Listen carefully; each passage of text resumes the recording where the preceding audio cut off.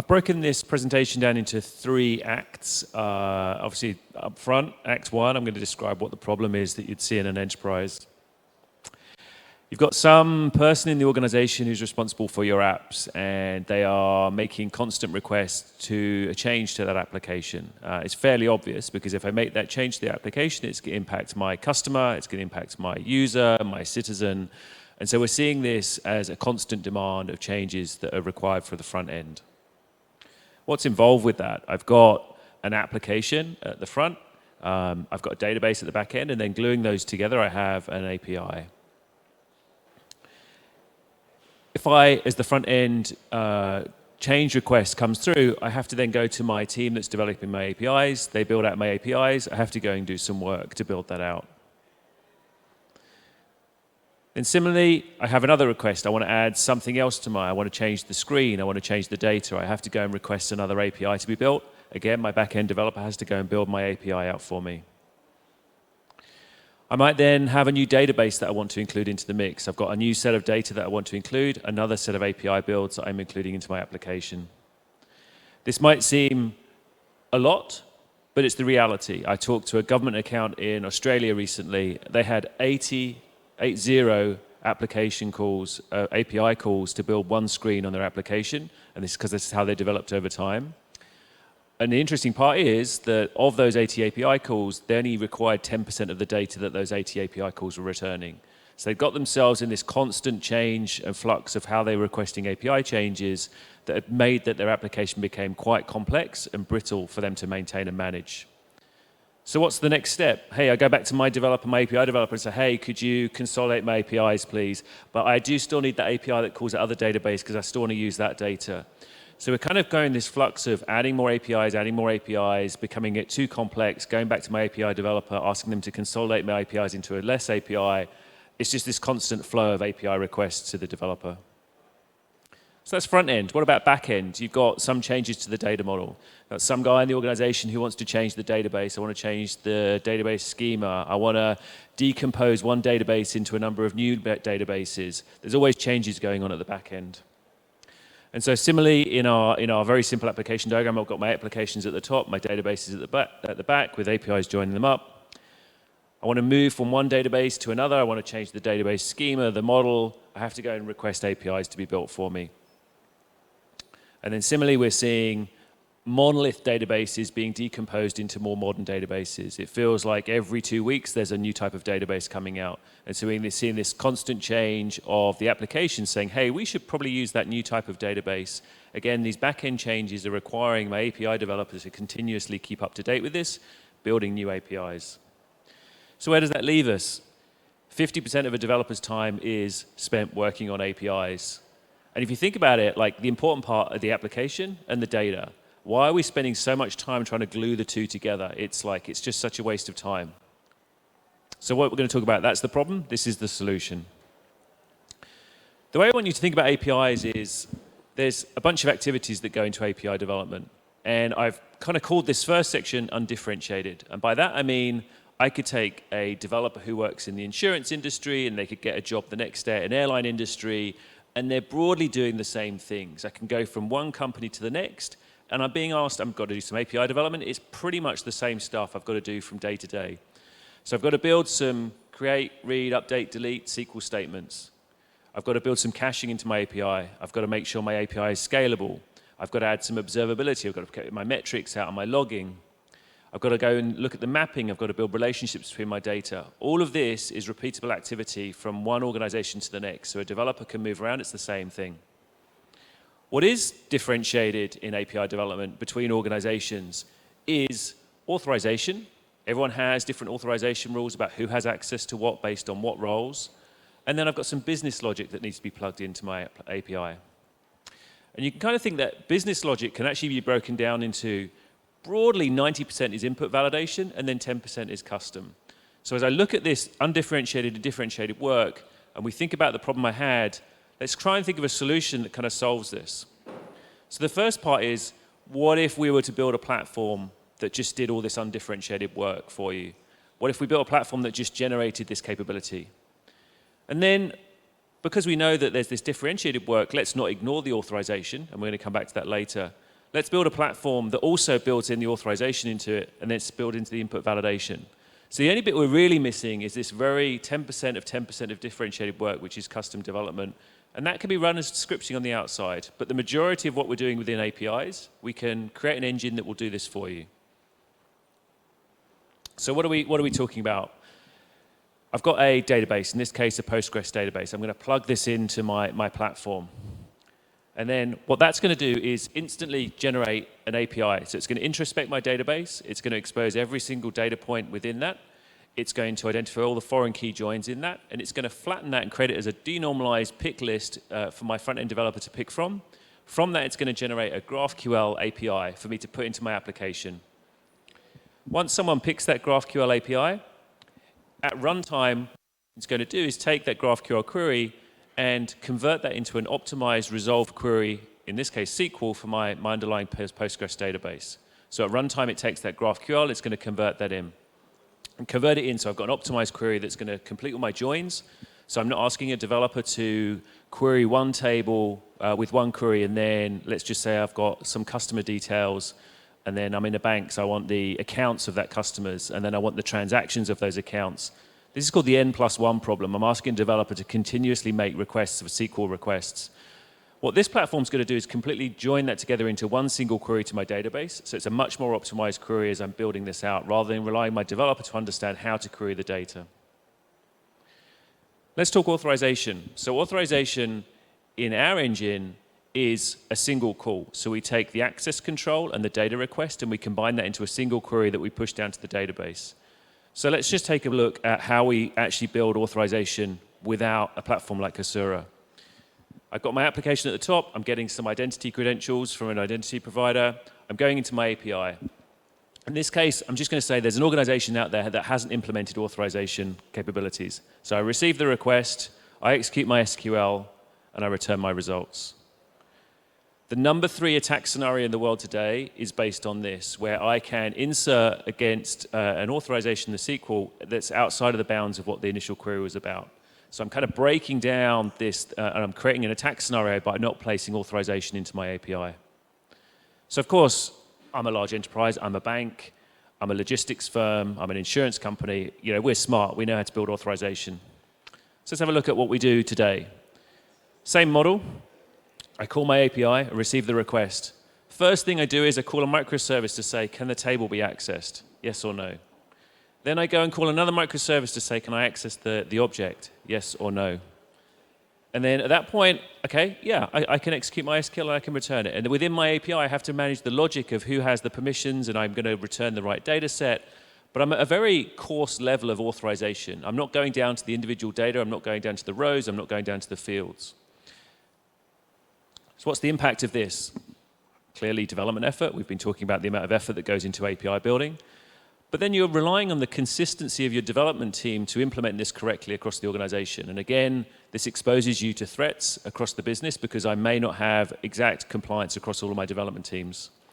And then lastly is around API performance. I think, for those even who are non-technical, you can see that having to do multiple steps in order to get results is slower than just firing one query to return data to the engine. So authorization, we think, is pretty critical to what we can deliver. So let's kind of think this through. So in our world, when I had that front-end developer the front-end application request that was changed, that by and large would change my API query. So I've got an application and I've decided now I want to have the first name added to my screen. In this landscape, I would just add that to my GraphQL request.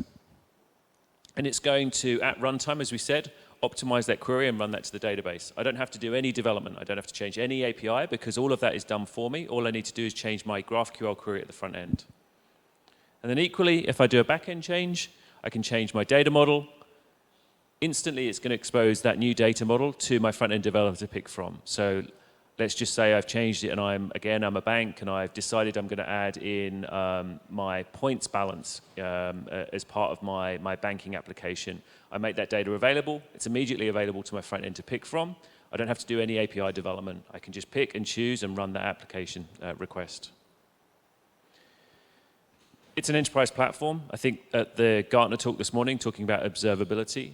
So if you think really what we've got here is I've got a platform that locks down completely who has access to the data. So if authorization is inbuilt to the engine, it's going to restrict who has exact access to row level, field level within my data model as part of this platform. And then I have observability to tell me who's actually accessing the data. This is the first platform that solves an entitlement problem in the organization. This is the first time you've been able to know who has access to the data, who is accessing the data and restricting access to the data. It's quite an incredible solution. I've got support and guidance. Everyone wants to make sure I've got 24/7 support and that I'm being told how to build out APIs and kind of travel forward. Of course, we need a platform to scale. So offering a cloud version that has auto-scaling, offering a containerized version if you want to manage this yourself on your own infrastructure. Fairly obvious stuff for an enterprise deployment. Then you might be thinking, oh, GraphQL, that's pretty new. Okay, I might have some applications where I want to restrict access. I'm going to put REST around it. So I'm actually going to expose this capability, this flexible capability, as REST. And you can see I've got some empty stops at the top. So whatever the next API framework is that we want to include, the idea is we want to create an open platform where we can plug this into the top. And then, of course, I don't just want to offer this on Postgres. I want to offer this on SQL Server. I want to offer this on MySQL, on Oracle. I want to offer this into things like Snowflake, into BigQuery, and then I want to get into the NoSQL realms. Things like Mongo is coming. So the idea is we want to have a platform that you can plug into any database that exists around the world, instantly creating and exposing APIs for front-end developers to go and build against. And let's also allow you to plug in REST APIs and plug in other GraphQL APIs. We're starting to see some level of reference architecture where I might have a domain-level system, like a Workday that exposes some REST APIs, and organizations don't want to expose those APIs to my application because I'm tightly coupling them. And at some point, if I want to change out Workday or some other domain-level system, it's like open heart surgery for my organization to remove that because of all the connectivity. So what I'm seeing is a domain-level architecture where I'm exposing these APIs probably as REST from the core system, and then building an experience API layer on top that decouples from my business. So this is what Hasura is. This is what's available today and some of what's coming in terms of things like MongoDB. So where does this leave us as a result? Act 3 of our 3 acts of this presentation. In 3 years, anyone who's hand-coding APIs is going to look foolish. If you've got an engine that does it for you, that does it better than you could handcraft it yourself, why are you hand-coding APIs? And then in 5 years, no one's going to be hand-coding APIs because you have an engine that does it. Some customers, so this is Philips Healthcare, kind of just talks to the speed. So I can take very complex, highly regulated environments, and I can accelerate my project delivery by 50% or greater. This is Optum, talks about incredible, unbelievable speed, being able to launch new products very quickly. And this is Pipe, because the question you probably got in your mind is, how does an engine create SQL that's better than someone being able to write it? And so these guys come out and say, hey, this engine can generate SQL better than we can write it ourselves. So then, where are we seeing our customers using this today? There's kind of 6 core areas. The first 2 are really about front end. So building new applications, I'm doing modernization of applications. The next 3 are really around the back end. I'm making changes to my data model, moving to the cloud, deconstructing monoliths, trying to open up data silos in my organization. And then the last one is like, I've got all this data in my OLAP system, like I want to start plugging that into my applications. I want to start opening that up to maybe people in my organization who don't know how to write SQL. So new app development. This is a customer called Nutrien. They're an agriculture company. They provide pesticides. They do livestock trading. They do real estate for farmers, consulting advice. Had a number of legacy applications to some siloed data, lots of API calls going backwards and forwards. They wanted to build a new customer digital hub. And so being able to build this quickly and flexibly and being able to change their mind through that development process, they were able to build a single query using GraphQL that allows them to pick the data for these different applications. Hasura is going to manage the complexity and federation to all these back-end databases for them, allowing them to build rapidly and get this project going. At Modernization. So this is Daikin air conditioning. They had an air conditioning service request application that was calling a bunch of different systems to complete their service application. It's too complex. I've had all of these. I talked about the customer in the government who had 80 API calls to build a pink single screen. We're seeing this time and time again. Very complex application architectures where I'm making too many API calls. And my developers are worried about making changes to the application because they don't really want to make changes because they don't know what the impact. It becomes very brittle and too tightly coupled. So let's build a new version of this using Hasura. I can then simplify my front end by making more business-level GraphQL queries to my Hasura engine, and then I can let Hasura manage the complexity of managing these connections to these different databases. For them, it meant 50% saving in time saving of developing this.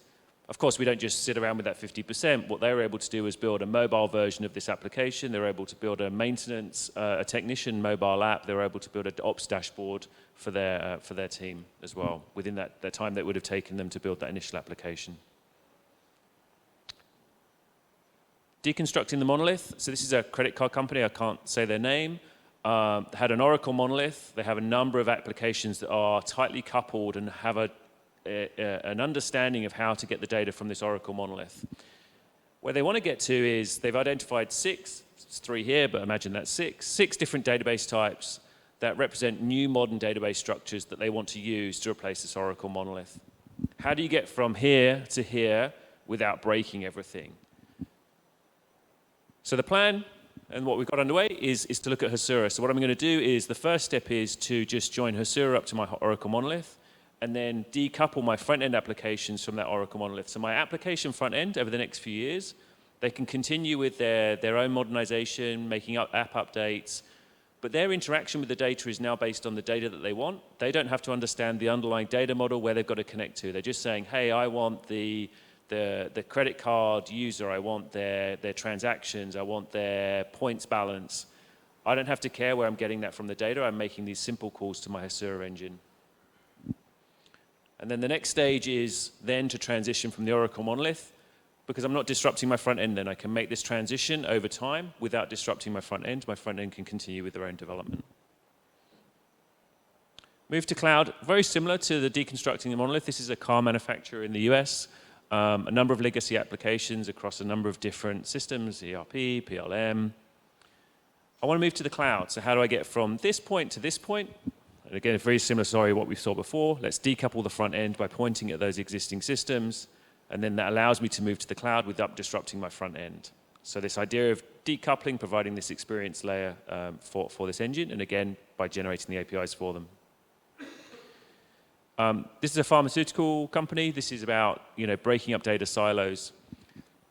The first project for them was I've got a number of data silos in the HR department. So I've got payroll data that is accessed by my HR applications. I then have some other parts of my business that want to access this. So people outside of HR who are wanting to access. So if you think back to my authorization discussion earlier, what we absolutely don't want to do is start opening up this data and then making it available to people who shouldn't have access to it. So core to what we were talking about before with authorization is I can start to open up these data silos, exposing those to non-HR personnel and giving them access to their payroll information, their team's HR information, in secure knowledge that they can only access what they should be accessing. But of course, that doesn't stop with just HR. The plan is to then open up the finance data and all the other divisionals. So all of the data in the enterprise, opening up with all of the apps across the enterprise, giving this kind of freedom across the enterprise to access these data silos. So hopefully with that, I've kind of given you a picture in terms of what Hasura does today and where we're going with it. I think core to this is this idea that a lot of effort goes into API development, and in a few years, you're not going to be doing it. So it's this idea that there are engines out there now that can generate this for you better and more secure and more performant than you can do yourself. If you get a chance, come across to the booth. We're running a prize draw for some Apple AirPod Pros. So if you fancy getting that, come and get your badge scanned and enter the draw. But thanks for your time today. Thank you.